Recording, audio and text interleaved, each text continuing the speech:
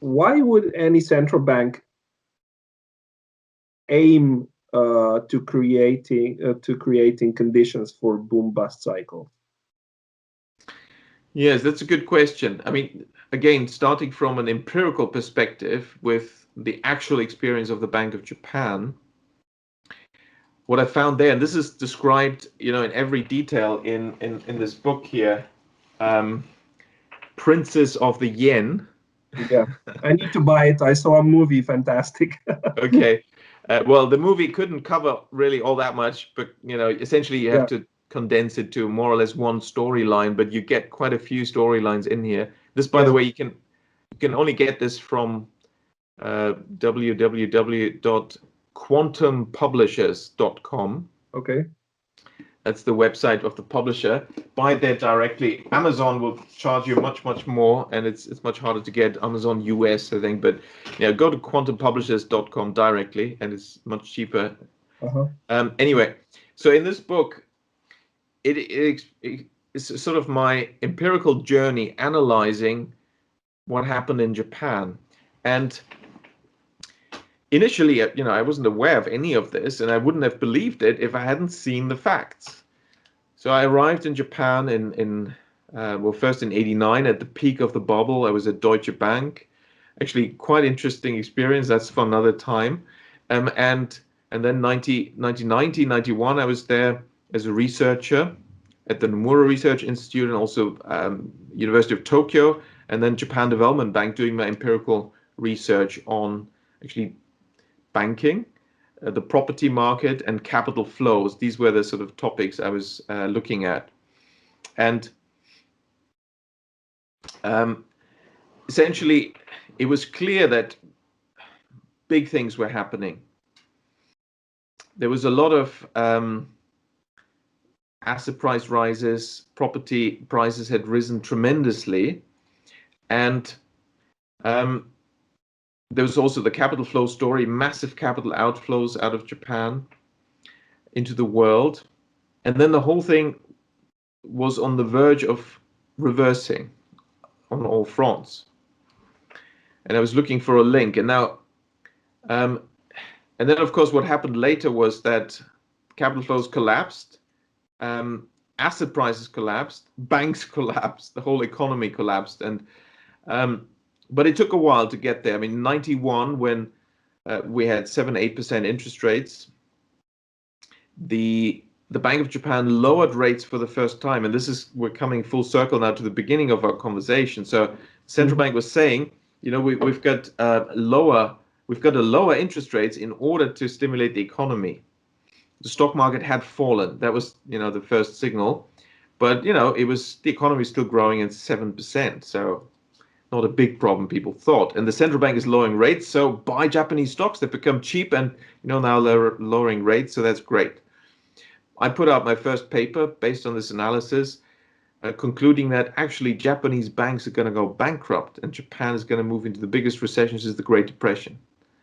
And for years, people thought this guy knows nothing about Japan. It's impossible. It's going to be the Japanese century, they told us. Japan is going to take over the world. The top 20 banks in the world were Japanese, and this guy is saying they're going to go bankrupt. He clearly doesn't know what he's talking about.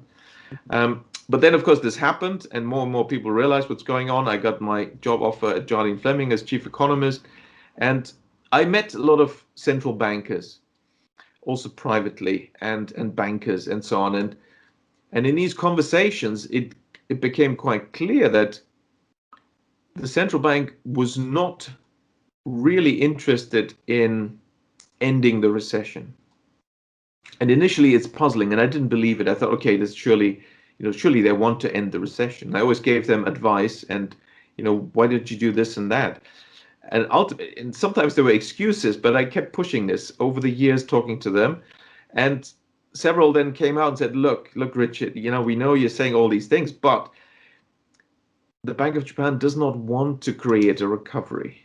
Why? Well, why not? Because by having a recession, we're putting pressure on the system to change the economic structure. We want a structural change. And then, so once I I heard this. Initially, I didn't believe it, but then I looked for evidence. And sure enough, when you look for it, you will find the evidence. It's all spelled out in Princes of the Yen. Actually, the key decision makers, Mr. Mieno and Mr. Fukui, governor, deputy governor of the Bank of Japan in the late 80s and in the 90s, they said it. They said, actually, we're trying to engineer a structural transformation of the Japanese economy. The typical Japanese style export-oriented economic system must be ended. And we need to deregulate, liberalize, and privatize, and import more. Like, like it was unsuccessful until then. Well, exactly. It was highly successful. So really what they were saying is exactly the same what the US was demanding in the so-called Structural Impediments Initiative and all these negotiations with Japan. It was the wish list by the Americans, which is being implemented by the Bank of Japan. And think about it, how do you persuade a highly successful economy to change its system? The Americans tried to argue, well, we try to help you, what, to become more successful? That was actually the argument. Oh, you're inefficient. There's some inefficiencies. There's too much government intervention, which makes things inefficient. Do what we say, deregulate, liberalize, and privatize. You'll be even more successful. Really? Did they really want that? No, of course, the true story was Japan was too successful and had to be weakened.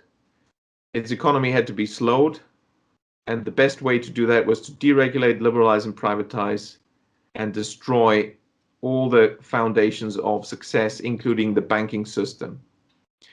And now these are huge changes. These are political changes because you also need to change laws for this. How can you engineer all that? And interestingly, Mr.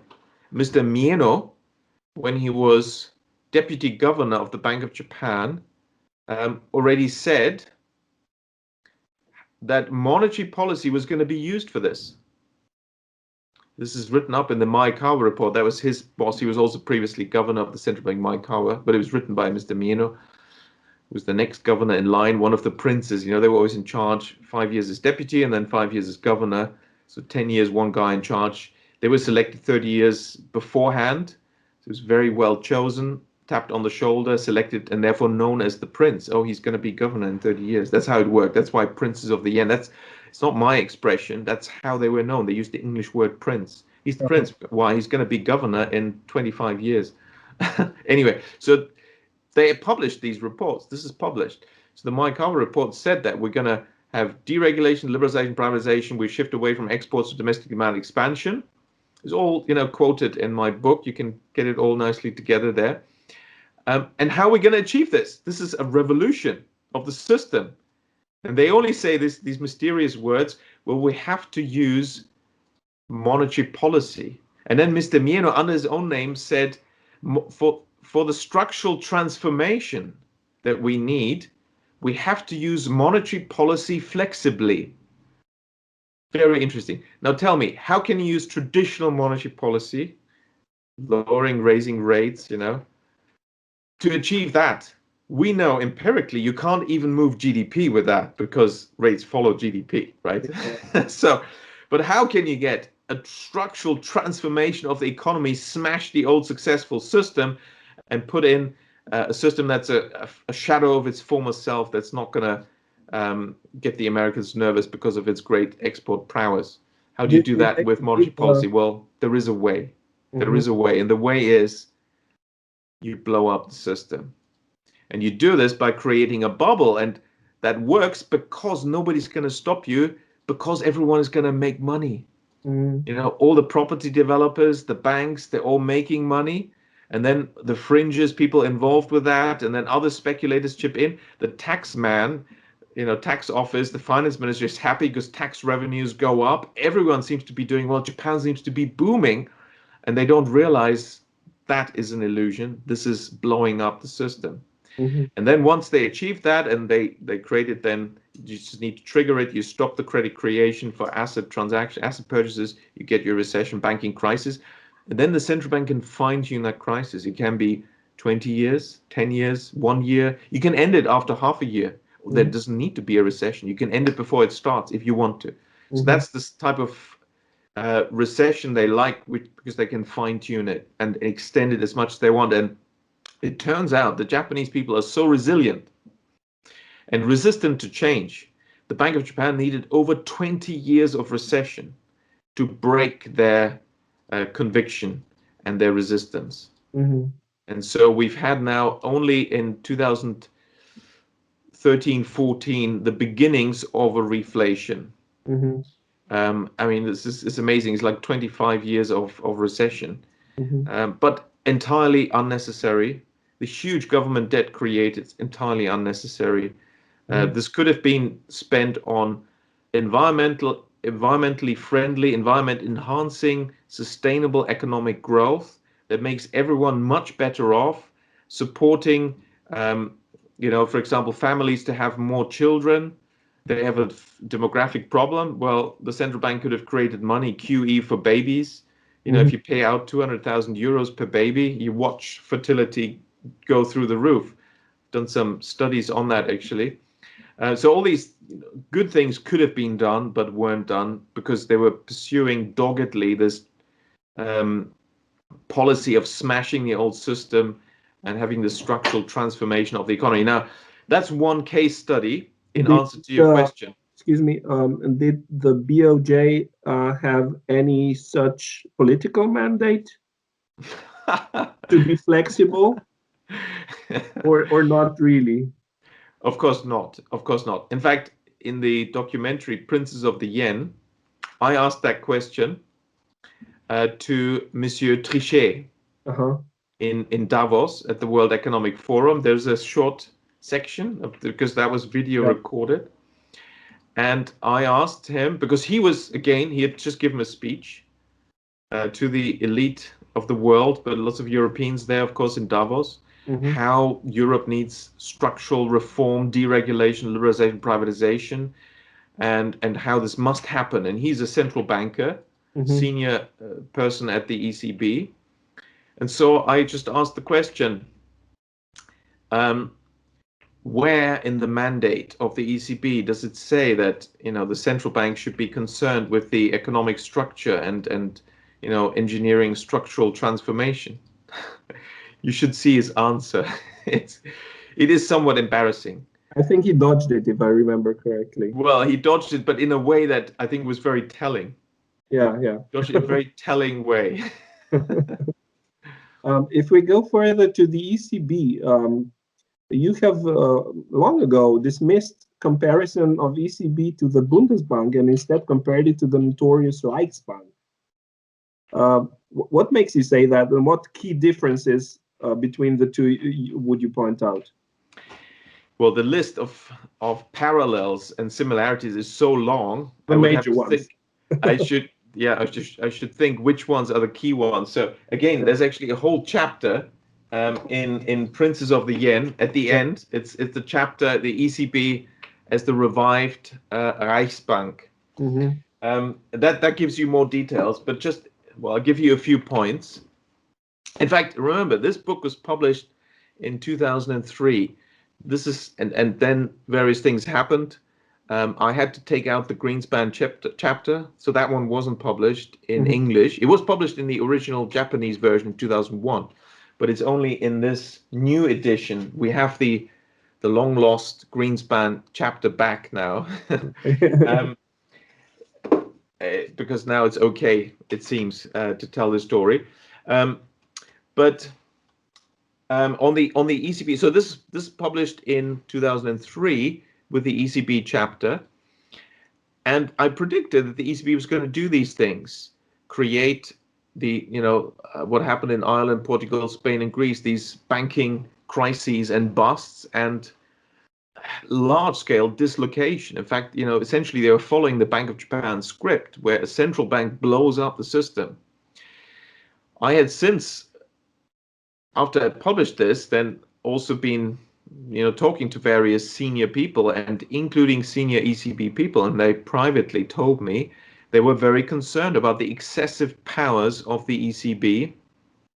And this was already after 2009, I think around 2011 or 12, how the ECB was abusing this power to extort political changes from member countries. Obviously, we've seen this. We've seen what happened in Cyprus. We saw what happened in Greece. There they shut down the banking system. That was an ECB decision. But that was the threat they had also made in Spain. And that's why Spain caved in and signed, okay, we will give away sovereignty. Yes, we will give away fiscal powers to Brussels. This is how this whole, the big political changes happened, because already European countries in the Eurozone have given away monetary policy to the ECB and have given away their own currencies in order to adopt a foreign currency. The euro is a foreign currency for each country, for everyone, also for Germany. It's a foreign currency. That has implications. It has also stability implications. When you're under pressure and need short-term funding, that means these countries are essentially, they are susceptible to blackmail. Particularly when you have debts in Target 2 and so on, and external debt, national debt. You don't have your own central bank. Of course, you can be put under pressure very easily. You can be squeezed, and so this has become increasingly recognized, these excessive powers. Now, I wrote in 2003 this analysis by simply comparing the legal structure of the ECB and the Bundesbank and the Reichsbank. So again, the law tells you a lot, because essentially we're dealing with human institutions. There are various informal rules, but the formal ones ultimately are laws. They're the formal ones, and that you can enforce them in court. And by looking at the legal status of the central bank, it became very clear to me already very early on. I mean, ECB had just started 3 years earlier or so. Which ones looked similar? Because everyone is saying, oh, ECB is going to be like the Bundesbank. That's why it's in Frankfurt. It's going to be, the big lesson from the Bundesbank has been learned. We know Bundesbank was a good central bank, which is true, by the way. I think it's one of the few central banks that have been good central banks. Yeah. So ECB is going to be like that. That was the official story. And I warned that, to me, it looks anything but like the Bundesbank. And what I show in this chapter is that instead, the ECB was designed to be like the Reichsbank, which was one of the worst, if not the worst, central bank in history. And that's a big contrast there. So I'll just give you a few points. The standard argument is independence. Yes, independence. Government, We need the standard argument is the Bundesbank also was successful because, as you say, it's been independent. Now, there's two points here. First of all, what is success? The Bundesbank was successful, but it's not just because inflation was low. Inflation was even lower, say, in Japan, and there the central bank was not independent. So there is actually not a good link there. In fact, there's empirical studies showing that the independence of the central bank and inflation, there's not much of a link. That's been debunked. There's some false stories out there, but they've been debunked, like by James Forder of Oxford. You see that. But there's another question. So success is low inflation the main point of success? And I pointed out already that from my analysis of Japan, no, there's another dimension. And the measure of success of the central bank is whether we have boom-bust cycles. And ultimately, that can be much more painful and costly if you have big boom-bust cycles, big unemployment, big dislocation, Great Depression. There was no inflation in the Great Depression, was there? Yeah. There was deflation. Yeah. So the inflation thing is actually not the right measure. And so I expanded this to also include boom-bust cycles, banking crises, big recessions. And if we don't have these and we don't have inflation, then that is a good central bank, good monetary policy. Now, the other dimension you need to look at is independence. What actually is independence? Independent from who? Now, people thought that the Bundesbank was successful because it was made independent from the government. And as a result, it had low inflation. And if you include my wider definition, it also avoided the big boom-bust cycles. So no doubt it was successful on all counts. but people thought it's because it was made more independent. I studied then the Reichsbank and concluded that actually the opposite is true. The opposite is true. Those who wrote the Bundesbank laws in the post-war era, they did study the Reichsbank, and they saw what went wrong. And they concluded that in order to make the central bank successful, we need to reduce the independence of the central bank. We need to make it less independent. And that's what they did. Because as it turns out, the Bundesbank is far less independent than the Reichsbank was. So now briefly, analysis of the Reichsbank. The Reichsbank was not just independent from the government, like the Bundesbank was, but it was also independent from any democratic assembly. It was independent from parliament. Now that is shocking. That is unusual. No accountability, yeah. There was no accountability. There's nothing lawmakers could do. That means it's outside the law, above the law. And on top of that, it was, of course, that's Reichsbank specific. It was also 100% privately owned. So, and as it turns out, there was some influence by, the reparations committee and outside forces. But for Germany, there was nobody in Germany who could do anything about it. Government, parliament, parliamentarian, nobody could influence. Now that's exactly the status that was copied with the ECB. The Bundesbank was only independent from the government, but it was accountable to Parliament, and Parliament did make laws that the Bundesbank stuck to. The famous Stability and Growth Pact, where the Bundesbank was told, no, it's not enough just to deliver low inflation, you need to also deliver economic performance. And they did. That was a law by Parliament. But the ECB status is such that no democratic assembly, no parliament can do anything about the ECB. And therefore, that is identical to the Reichsbank. And I showed with the Reichsbank that that was the problem. It was above the law. It could do anything it wanted, and it did. As Lord Acton says, an early British European. He was half German. His mother was a Bavarian princess. Lord Acton, a well-known figure in Britain, he said, and he worked closely with various prime ministers, and he saw the power, and he concluded, power corrupts. Absolute power corrupts absolutely. The main dominant problem of the 20th century has been concentration of power in the hands of the few. And the more you do that, the more you'll get. That's the problem with human nature. People cannot handle power, they yield to temptation, and power will be abused. And the Reichsbank was too powerful. There was no accountability. It was above the law.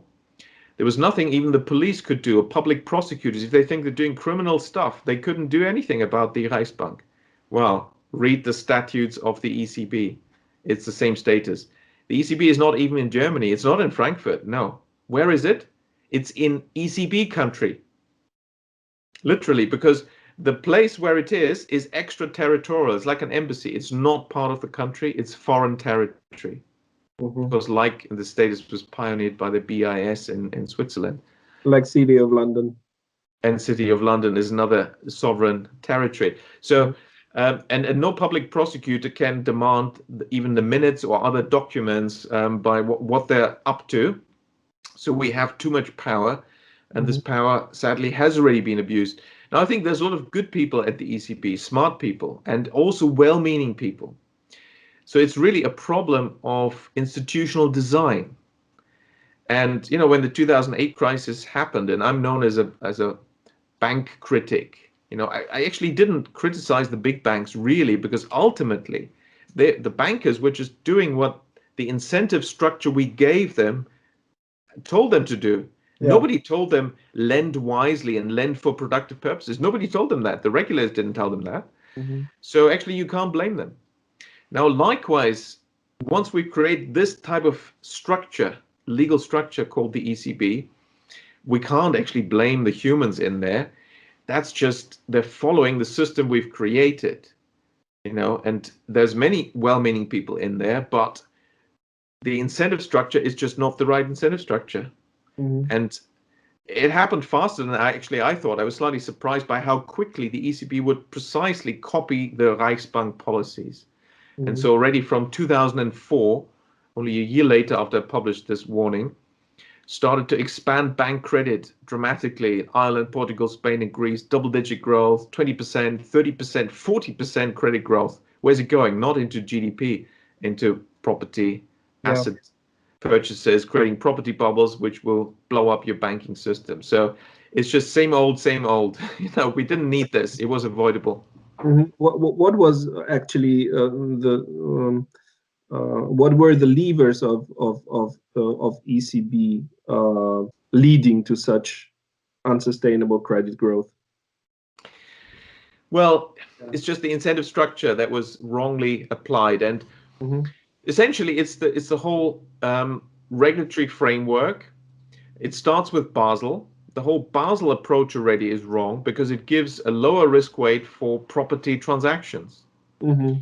And then they step this up for Basel II, and the ECB itself, because the ECB is actually called ECB system. It consists of the national central Yeah. banks. Yeah. And Yeah. in Ireland and in Spain, the central banks, which are part of the ECB, the Yeah. component of the ECB, at the same time, they're bank regulators. They already were bank regulators. Yeah. Often this is forgotten because afterwards the ECB said, oh, we had these problems because ECB wasn't powerful enough. Uh-huh. Literally, that's what they argued.